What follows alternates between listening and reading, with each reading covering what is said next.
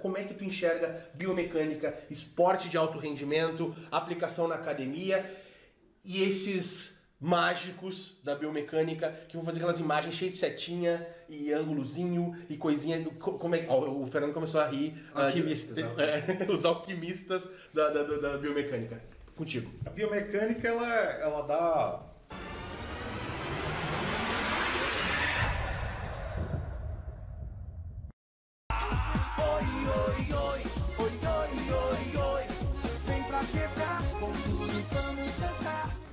Ela dá informação para o treinador de como a gente pode acertar mais na escolha, né, no ensino e na execução de um determinado exercício.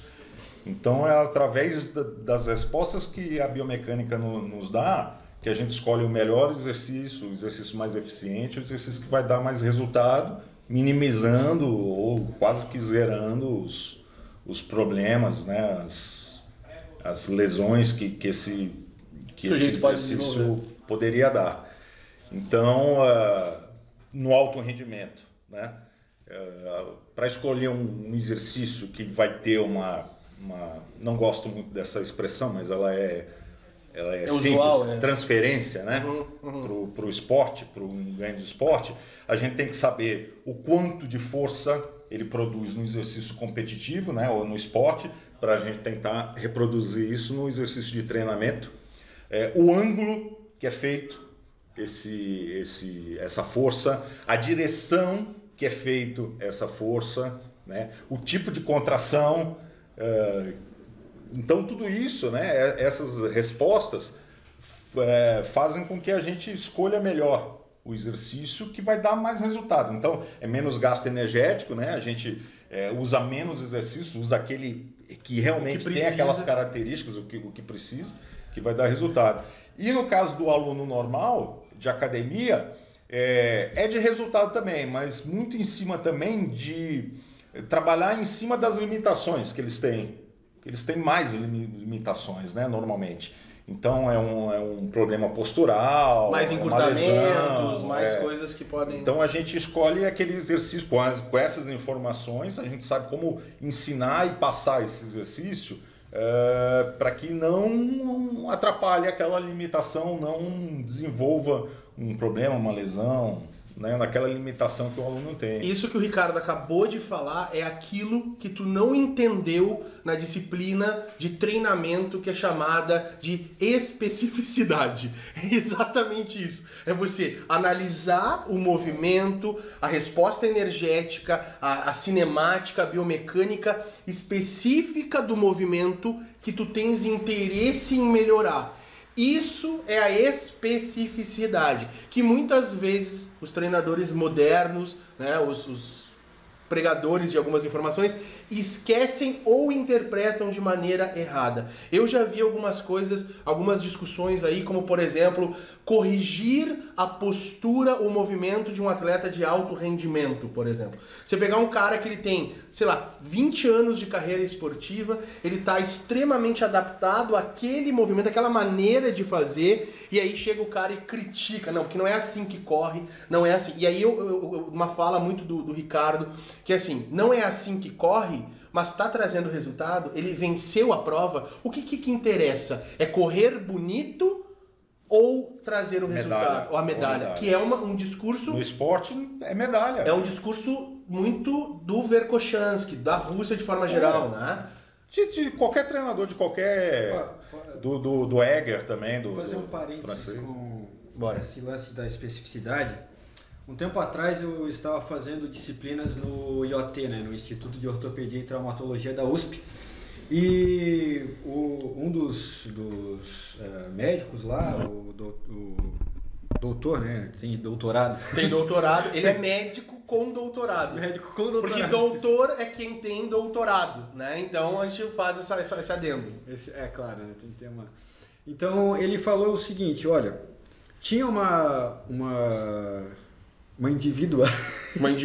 Uma sujeita... Uma sujeita que tinha uns problemas, uma série de disfunções cognitivas e tudo mais, e tal. Daí ela andava de certo jeito, assim, que era estranho, né? Era uma coisa meio... Conheço vários, assim. Andam estranho, vários. Andava... Não era muito adequado, vamos dizer assim, né? O gesto que ela... Vamos botar normal. Normal. E daí eles fizeram uma intervenção para que ela, vamos dizer, andasse com a postura certinha Melhorasse e tudo mais. a postura, ficasse... O grande problema que os caras encontraram foi o seguinte: quando ela aprendeu a fazer isso, ela gastava muita energia. Uhum. E daí, como é que você vai manter o negócio? Não tem como você manter, exatamente, que é aquela coisa do esporte. Todos os treinadores e todos os fisioterapeutas que eu conversei, que tentaram fazer isso em atletas de alto rendimento... Corrigir postura, corrigir movimento. Não, piora. Não deu resultado. Você piora o movimento, você piora o resultado. Então, assim, teoricamente, é um pensamento ecológico, sei lá, correto. Eu vou consertar. Protetivo. Só que o esporte, no objetivo final, não é isso. É o resultado. Ele aprendeu e ele treinou anos daquela maneira. Para você mudar, você vai precisar voltar lá no início. Então, você vai ter mais 10 anos com aquele atleta que já está... Para poder fazer esse conserto. Você precisaria ter o mesmo tempo. Só que quando você vai treinar uma outra coisa, outro movimento, que você altera isso, você tem um gasto de energia muito grande, porque uma coisa vai adaptar um dia, a outra está vindo para substituir, vamos dizer assim. O gasto de energético é muito grande e não é possível. Na verdade, né, na realidade, isso não é possível. E isso é uma coisa interessante de se falar, porque até mesmo na aplicação de um treinamento na academia. Quando você vai fazer uma evolução da periodização do treinamento, para o seu aluno comum que está aí treinando, etc., e você faz muitas mudanças nesse treinamento do ponto de vista de biomecânica, você também tem que considerar que essas mudanças trarão mudanças fisiológicas metabólicas. Se o cara não está acostumado com o movimento, ele vai ter um gasto energético maior. E se ele tem um gasto energético maior, ele vai precisar de um tempo maior de recuperação. Que são pontos muito interessantes que as pessoas não levam em consideração. Eu quero mudar a periodização do treinamento. Aí o cara fazia agachamento, ele passa a fazer leg, passada. Não, ok, bacana. Você pode fazer essas mudanças, mas isso vai gerar um impacto biomecânico e também fisiológico energético, que vai ter que ser compensado com talvez uma redução de volume, intensidade, um período maior de recuperação, porque periodização do treinamento é simplesmente o final de várias disciplinas. As pessoas não entendem isso. Eu quero estudar periodização. Ótimo, eu acho magnífico. Se você está se formando em ciências do movimento humano, em educação física, o seu papel é aquele, organizar o treinamento. Mas para você chegar neste ponto, você vai precisar da biomecânica, você vai precisar da fisiologia, você vai precisar entender de avaliação, você vai precisar entender de psicologia, de várias coisas. Mudar a série e repetição não é periodização. Não é periodização. Isso é dinâmica de cargas. Que faz parte da periodização. Exato. Periodização é uma coisa muito ampla, mas, né, o bloco anterior a gente conversou isso, está sendo vendida como uma coisinha lá. Mexe aqui na série, repetição, né, dá um nome para a periodização, tem tudo quanto é nome. Periodização em onda, periodização em escada.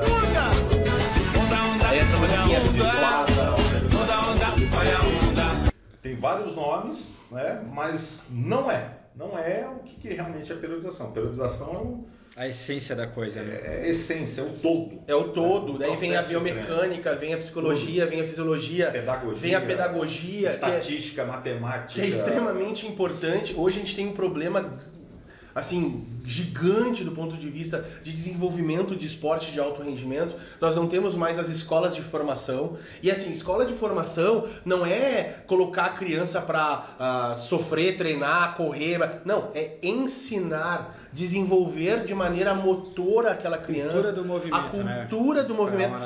A gente foi massacrado com relação à cultura do movimento, porque se associou a cultura do movimento apenas à competição. Só que a competição é parte do processo do esporte. O esporte não se resume a ganhar ou perder uma medalha. é algo para uma vida toda. Você pode nunca ter entrado em uma competição verdadeira, olímpica ou mundial, mas você ter uma rotina de treinamento, ter uma aplicação, você ter o prazer do movimento humano. Isso é um assunto bem interessante também, que a gente pode trazer, quem sabe, para o próximo bloco. Isso também é o que vai gerar resultados. Se você pega os ganhadores de Olimpíada, né? Se você pegar Estados Unidos, China, Rússia, Grã-Bretanha nas últimas 2 Olimpíadas, Alemanha, eles têm esse histórico, né? Tem da cultura uma boa educação física escolar. Uma boa educação, né? Boas escolas de esporte. Que dá vontade da criança ir participar com estrutura. Você vê aqui no Brasil, você tem escola que não tem a merenda, a classe, a luz, o professor não veio, estão estudando no vizinho. Então é muito complicado dentro desse contexto de formação do atleta. E isso é uma questão estatística matemática. Se você expõe uma grande população à prática do esporte, a chance de você descobrir um talento é muito maior. Por isso que explica que nos Estados Unidos o esporte chefe lá é o basquete. Porque em qualquer esquina tem uma tabela. Você vai lá para a Austrália, tem em qualquer esquina uma piscina para as pessoas nadarem. Então a chance de você descobrir um atleta é muito grande. Recomendar a base. A Rússia tem uma estatística que atletas de elite, atleta de elite é quem ganha medalha em Olimpíada, né? Ou campeonato mundial. É 0,5 que entraram. Dos que entraram. Os que entraram lá na base para fazer esporte. 0,5%. Então, é coisa pra caramba. Não, mas que é bastante de um contexto. Mas assim, tu pensa no Brasil. Esse índice não vai ser isso, entendeu? Tem 2 lá na base. Tem que cortar a cabeça. E você não vai conseguir chegar, porque você tem 100 crianças, vamos botar assim vamos botar um número nisso, tá? 100 crianças. Dessas 100 crianças, 70 desistem. 30 chegam a um nível um pouco mais competitivo. Desses 30 você tirar 0,5 sabe, 1,5. Não tem como você ter chance. Esse aí... É ridículo, é pequeno. Não dá nenhum. Não, tô falando, de 1.000, 5 vão ganhar medalha. 5 vão ganhar medalha? Não, pra eles muita coisa, pra eles é muito, assim, sem dúvida. Pro Brasil, 1 milhão vai ter 5 para ganhar medalha. A possibilidade, a probabilidade, perfeito.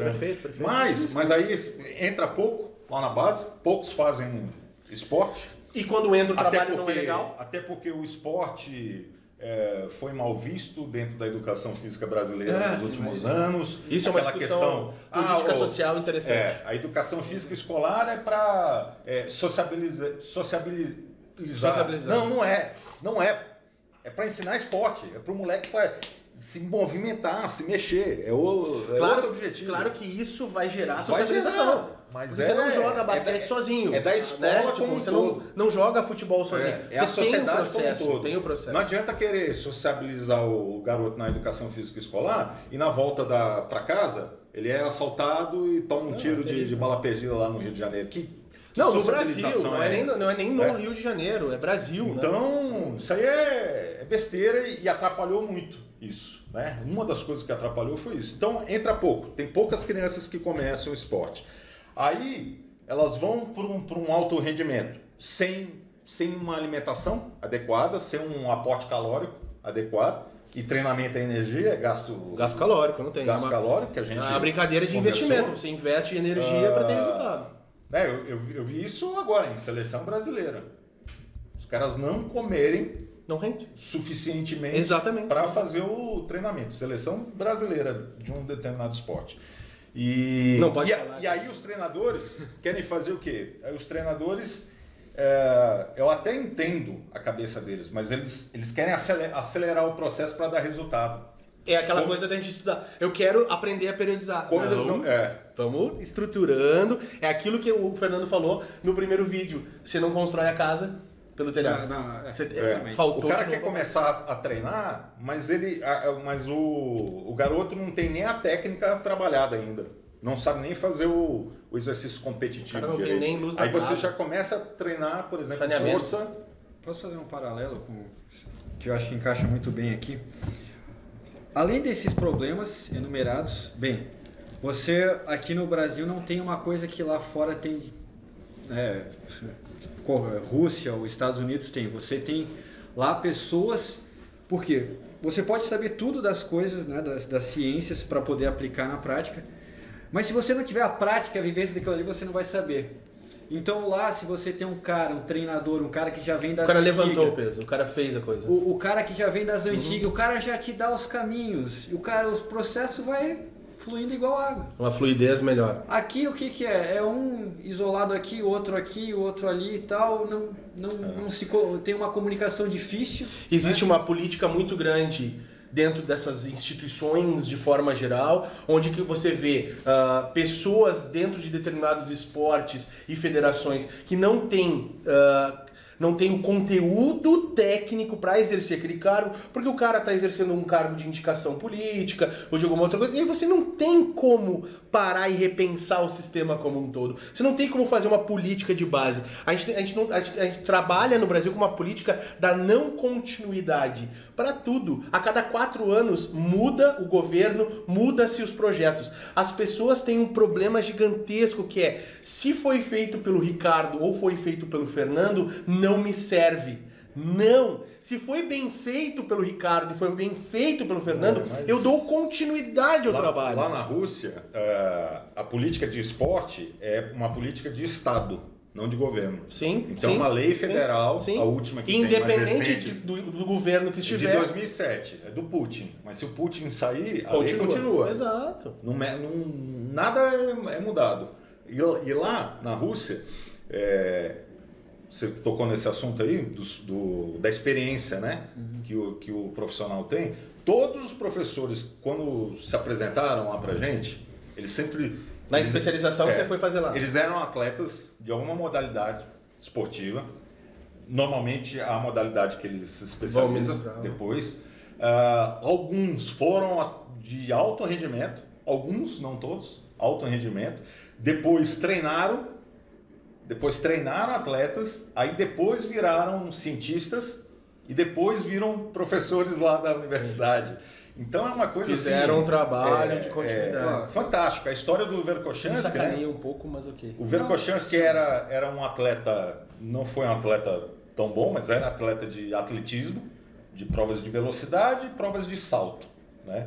Depois ele começou a treinar atletas de atletismo regional. Depois ele começou a treinar já em um nível mais alto, atletas. Depois ele virou cientista, depois ele virou professor. Entendi. E outra coisa é a questão da... Você ressaltou, né? A gente já está combinando aqui. É o tempo das coisas. Você, por exemplo, se eu, começasse a, vamos dizer assim, fizesse consultoria com o Ricardo, em quanto tempo eu me tornaria um bom treinador?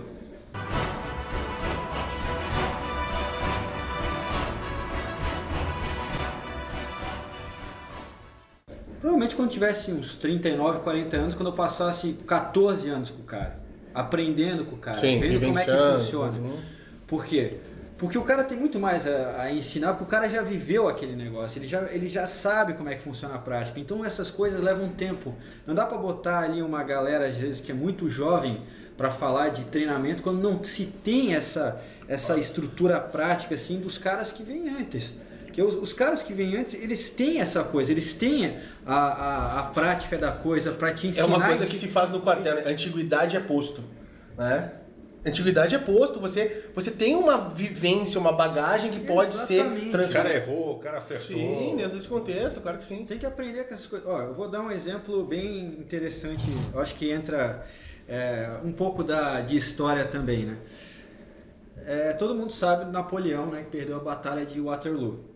Napoleão era um excelente estrategista. O cara era fera, assim. O cara manjava de tudo, de estratégia. Na planinha ali no tabuleiro rodava tudo. Ó, o cara sabe quanto destacamento tem que ir pra cá, comida, tudo o cara sabia. Só que o que ele não sabia é que ele achava que os colegas dele, generais, também sabiam disso. E eles não sabiam. O que aconteceu na Batalha de Waterloo? O Napoleão envia a tropa, né, dá a ordem para um general, só que no meio desse destacamento o general continua seguindo a ordem do Napoleão. E o exército, o adversário, ele dá a volta. Surpreende. O que esse general, se ele tivesse a tenacidade do Napoleão, deveria ter feito? Voltar. Mas não, ele continuou seguindo a ordem do cara. Ele não teve a sacada. Por quê? Porque ele não tinha esse conhecimento. Rapaz, o que tem de doutor na área de treinamento de força Napoleão aqui no Brasil. Adorei. Vamos começar. Doutor Napoleão. Vamos começar a mandar para eles por correio o chapeuzinho de Napoleão. Ó, outra coisa interessante, né, pra gente pensar assim, ó, o quão é difícil você pensar o treinamento e quantas coisas você tem que botar na cabeça.